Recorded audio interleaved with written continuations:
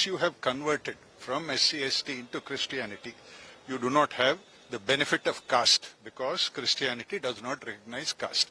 And this is based upon a 1950 presidential order also. That order has been there on the statute book, and the court was very clear in reaffirming what was stated earlier in the statute book and in the judgments.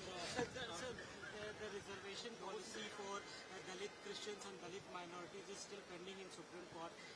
So do you think that if that matter is settled, then it will have also impact? No, I think what we have argued is slightly different, but as I said earlier, till the full judgment copy comes, it would not be correct to venture into another matter, particularly when it is sub judice.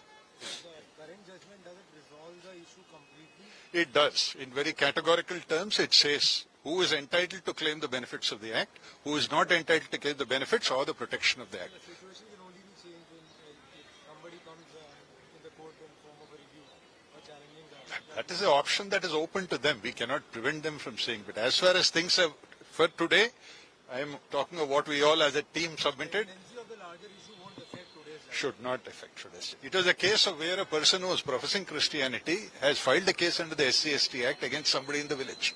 So our argument essentially, both of us, what we had submitted, once he converts himself to Christianity, and admittedly he was a pastor. So we said he cannot take that benefit. That's all. That is our limited submission.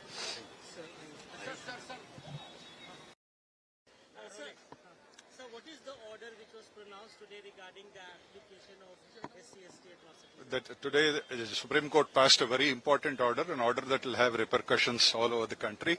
We have not got the full copy of the order, but what we can tell you is what we have submitted to the court. Our essential submission was that a person who has converted himself from SC/ST caste into Christianity cannot take the benefits of the Act. He cannot get the benefits or use its protection also. This is a culmination of a long line of judgments. But today what the court has laid down is very important. It will have a lot of implications for people. And the court was very clear and categorical in saying that once you have converted from SC/ST into Christianity, you do not have the benefit of caste because Christianity does not recognize caste. And this is based upon a 1950 presidential order also. That order has been there on the statute book, and the court was very clear in reaffirming what was stated earlier in the statute book and in the judgments. No, I think what we have argued is slightly different, but as I said earlier, till the full judgment copy comes, it would not be correct to venture into another matter, particularly when it is sub judice. The current judgment, does it resolve the issue completely? It does. In very categorical terms, it says who is entitled to claim the benefits of the Act, who is not entitled to claim the benefits or the protection of the Act. That is an option that is open to them. We cannot prevent them from saying it. As far as things are for today, I am talking of what we all as a team submitted.